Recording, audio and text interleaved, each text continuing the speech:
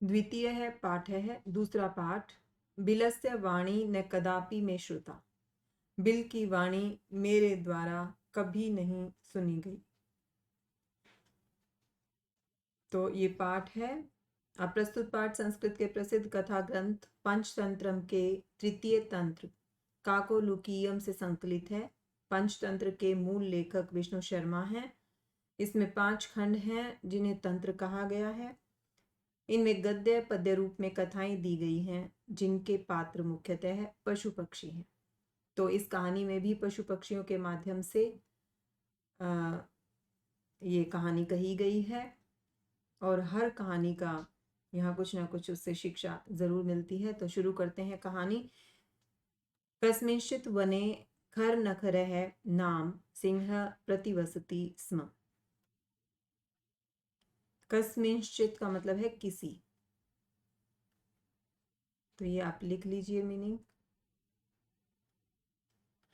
किसी वने वन में खर नखर नाम का शेर रहता था। स कदाचित इतस्ततः परिभ्रमन् क्षुधार्तः न किंचिदपि आहारं प्राप्तवान्। कदाचित मतलब किसी समय।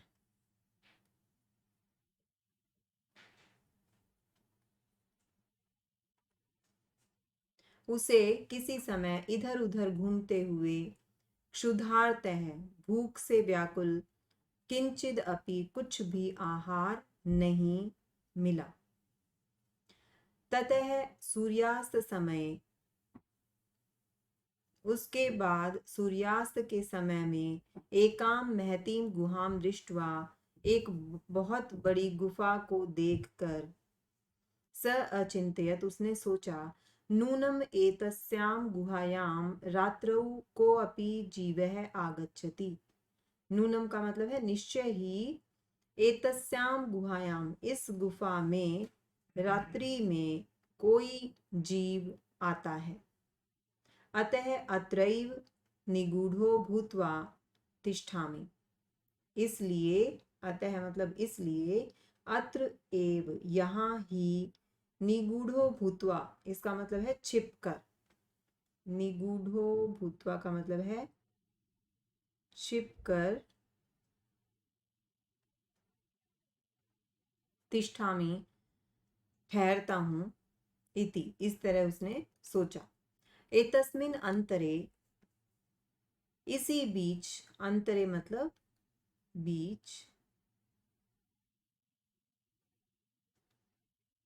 गुहायाः स्वामी दधिपुच्छः नामकः शृगालः समागच्छत्।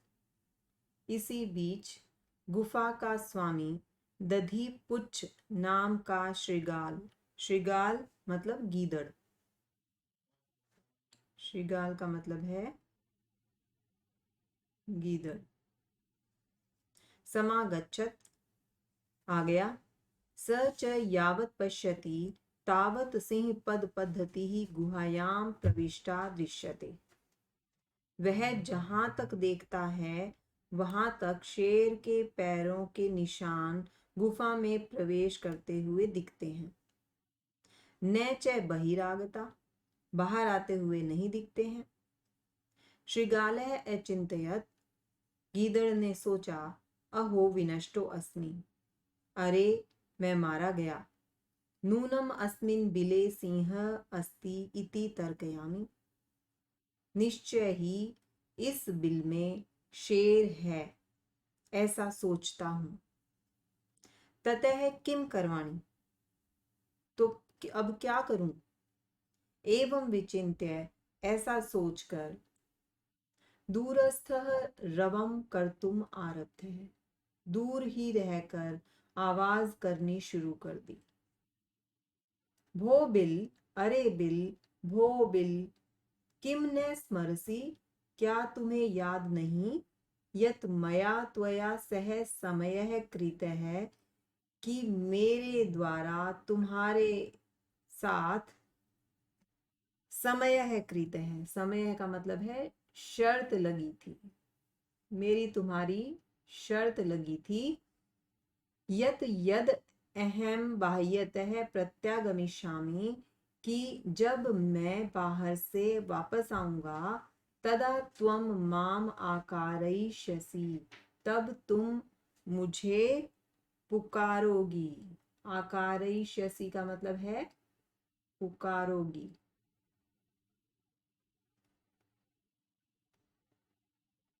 यदि त्वं मां न आह्वयसि तर्हि अहं द्वितीयं बिलं यास्यामि इति। यदि तुम मुझे नहीं बुलाओगी, मेरा आह्वान नहीं करोगी, मुझे नहीं पुकारोगी, तरही तो मैं दूसरे बिल में चला जाऊंगा। इति, इस तरह से वो कहता है। अथ एतत् श्रुत्वा सिंह अचिंतयत्, अब यह सुनकर शेर ने सोचा, नूनम एषा गुहा स्वामिनः सदा सम आह्वानम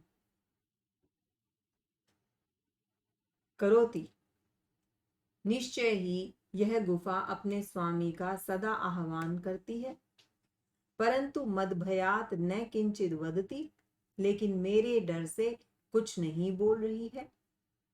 अथवा साधु इदम उच्यते, अथवा ये सही कहा गया है, भय संत्रस्त मनसाम हस्तपादादिकाः क्रियाः प्रवर्तन्ते न वाणी च वेपथुश्चाधिको भवेत्।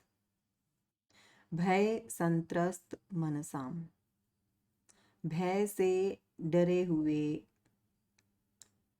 या भय से त्रस्त मन वाले की हस्त पाद आदि का क्रिया, हाथ पैर आदि की क्रियाएं न प्रवर्तन्ते, नहीं प्रकट होती हैं।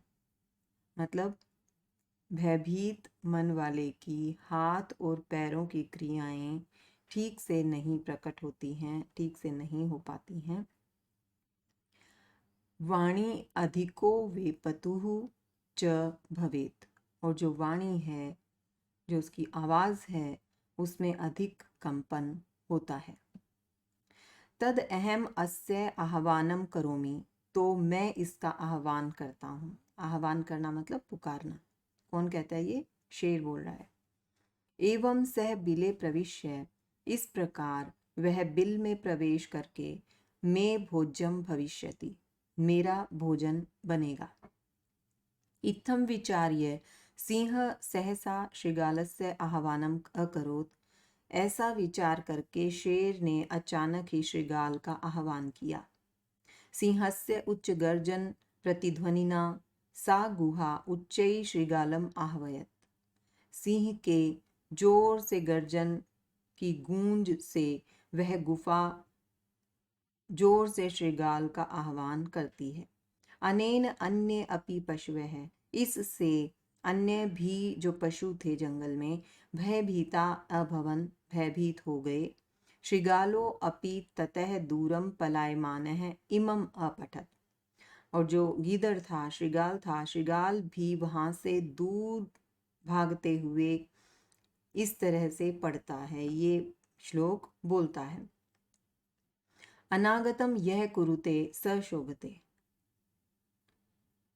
जो नहीं आए हुए का, या जो अभी तक नहीं, अनागतम जो अभी तक आया नहीं है, जो उस दुख का या उस कष्ट का उपाय कर लेता है, यह कुरुते जो कर लेता है क्या उपाय, स शोभते वह शोभा पाता है।